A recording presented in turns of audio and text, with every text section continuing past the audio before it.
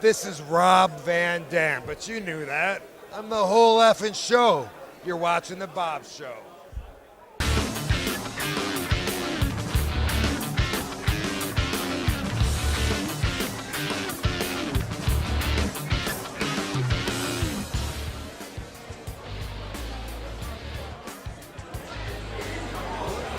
Talking to me?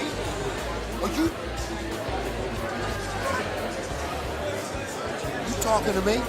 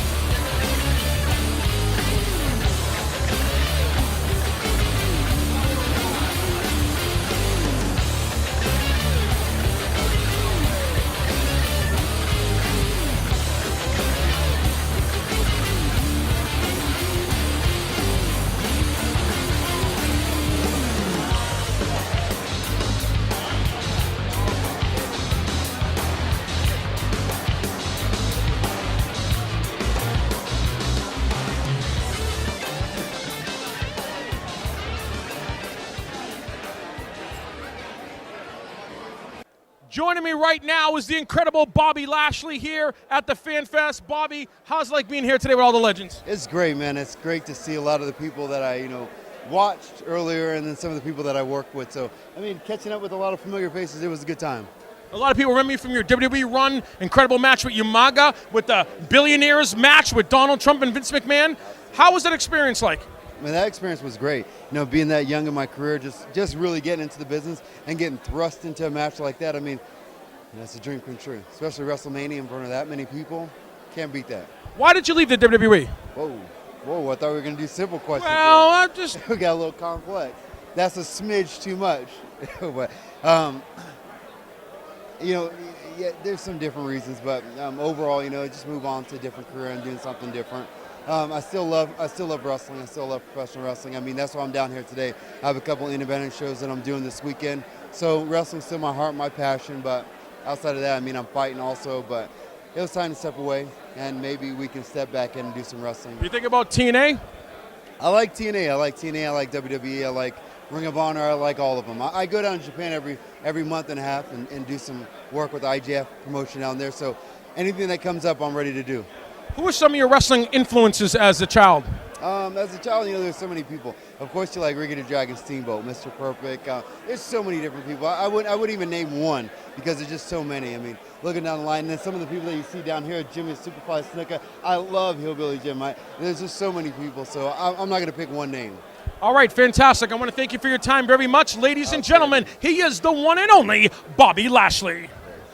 Joining me right now is the Barbarian, the Warlord, the Powers of Pain at the Fan Fest. It's incredibly here with all the legends. Warlord, how's it like being here with all your friends today?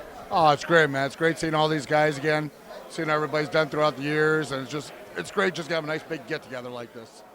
Now, what did the Road Warriors think when you guys started your gimmick in the face? Did people get you guys confused between the Road Warriors and Powers of Pain? How can you get confused? We're bigger than the Road Warriors. I remember the weightlifting contest you guys did, and you attacked them. How was that angle like? Oh, I loved it, man. It was great, especially when you see them just laying on the ground, and all you see is this white chalk coming down on them. Fun sight to see. One of the great angles was Survivor Series, where you guys got your manager, Mr. Fuji, left Demolition, and now managing the Powers of Pain. What an incredible bout. How was that like? Oh, it was great. And, of course, Fuji came over to the better tag team, which is us, not Demolition. That's awesome. Barbarian, you having a great time? Yeah, lovely, brother. And we talked about Body Slam, the movie, man. How great was that? It was great. And I hope you're still watching it because I'm still watching it. Awesome. I want to thank you guys for your time. Ladies and gentlemen, the Warlord, the Barbarian, the Powers of Pain. All right, folks, Bob McCarthy here for the New England Pro Wrestling Hall of Fame Fan Fest. I'm here right now with an incredible legend in pro wrestling, Rikishi. I'm going to blow out your eardrum, right? I guess, man, there's so many people around here, man. I can hear you right here. We good, bro. All right, we'll bring it down a little bit. All right. Let me ask you first, the Samoan SWAT team with the Tonga Kid. What an incredible tag team, the NWA. Some of my favorite matches, feuding with the Road Warriors, the Freebirds. What was that experience like? Well, it was good, but first of all, the Tonga Kid, that's my brother. A lot of people would get confused because we look alike.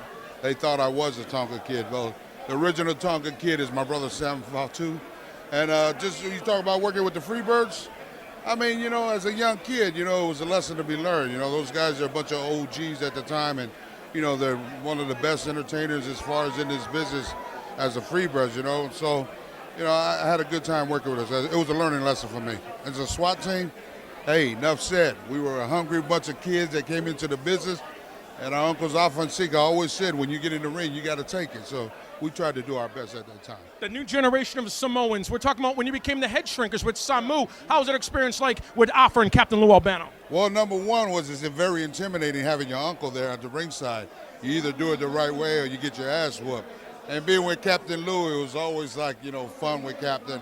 I mean, you couldn't ask for any better managers at the time, and we were under good eyes, good teachers at the time. So we just try to go out there and do our best and perform for the fans. And the generation of the Samoans have now gone to your sons, Jimmy and Jay Uso. Are you proud of seeing your boys right now? They got the face paint on now. They're doing their ritual before they come in the ring, doing their Samoan dance. How's it like seeing your sons in the World Wrestling Entertainment? Well, as anything else, you know, any father that sees their kids, whether it be wrestling or anything else, you're always proud to see your kids do out there and do their thing. You know, now they're going to find out firsthand why Daddy always comes home every time with back sore, barely can walk sometimes, because, you know, they're going to know that this business is a hard business, but then only the strong survive in this business. But I'm very proud of Jonathan and Josh, Jimmy and Jay for what they're accomplishing. I just hope that they give them a fair chance as far as putting them on TV a lot more. I mean, and the only way for that to happen is the voice of the people. You know, they got writers that come in and out of this business and so forth, and, you know, things change all the time. But I think these kids have a shot. They just got to stay out of trouble and stay healthy. Well, fantastic. It's been an honor to have you on the show. I want to thank you very much. Ladies and gentlemen, the one and only Rikishi. Ladies and gentlemen, joining me right now is the WWE Hall of Famer, the Birdman, Koko B. Ware. Koko, we haven't talked to you since the inauguration. How was it like going into the Hall of Fame? Well, you know what? It feels so good, and it was good for the Birdman to be in the WWE Hall of Fame. Oh, yeah. I feel great, man. How do you feel? I feel great standing next to you. Oh, I my feel God. the energy right now. Are you a Hall It's of electric Famer for too? him. No, I'm going to be someday. What do you mean? Someday. Turn your head on around that way. Wait a minute. Now you're in the Hall of Fame. Now I'm in the Hall of Fame. Yeah. Now it feels good. Tell us about. Good. It feels so- like real. It feels just like a power driver. Yeah, power driver. Sometimes love Feels just right. It feels good. It feels, and I now power driver. Tell us about teaming up with Owen Hart, the late great Owen Hart. How was that experience like in high energy, I'm man? telling you, you know, that was one of the best things that ever happened to me in my life. Teamed up with Owen Hart.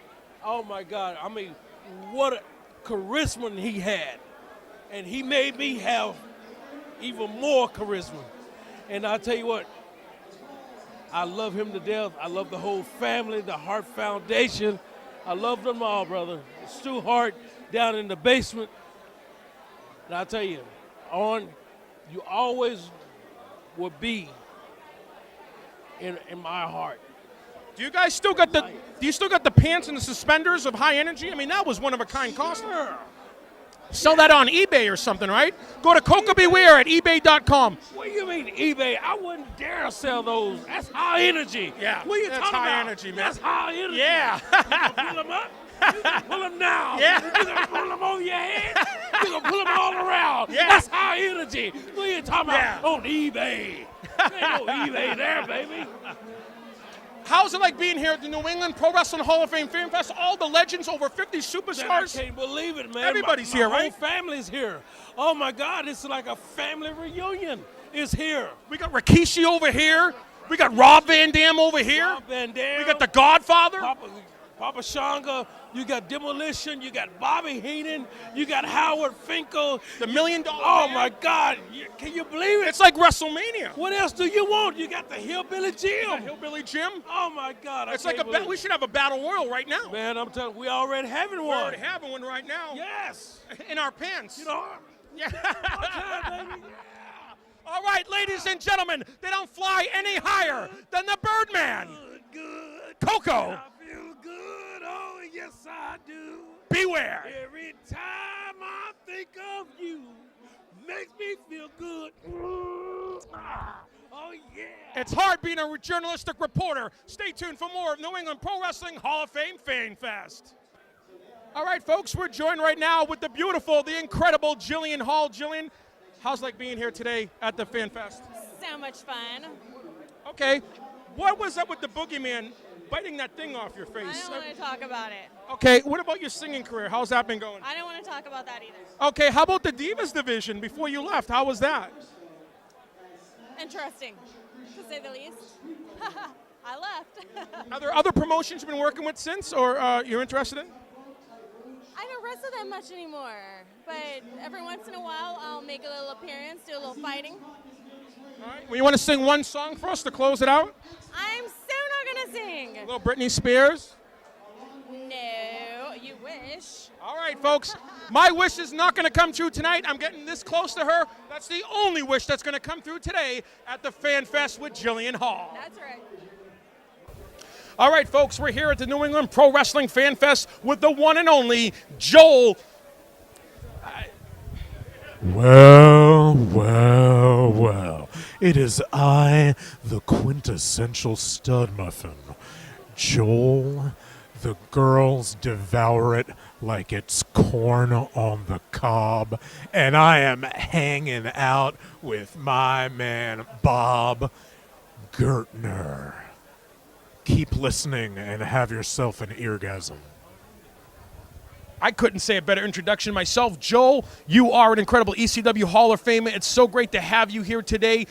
You've been with an incredible company. What was it like with ECW, Joey Styles? I mean, what was that experience like? It was unbelievable. It was, one of the highlights of my life, and certainly nobody could ever ask to spend their early 20s in any other way than to be traveling and to be on television and just to enjoy being part of a business that I grew up watching and working with people that I grew up admiring and idolizing. So it was a blast. We get a lot of great people here like Bobby the Brain Heenan. Who were some of your influences getting in professional wrestling? Who were people you idolized? Yeah, he was one of them. He was definitely one. And all of the managers of the time, Jimmy Hart, Jim Cornette, and Paulie Dangerously, everybody, Johnny Valiant and all of the great talkers from I started studying the 70s. I started watching, I guess, in the early to mid 80s, but tried to go back and learn as much as I could. So all of the great talkers, guys like Howard Finkel. Howard Finkel was such a great ring announcer and made me aspire to be a great ring announcer like him.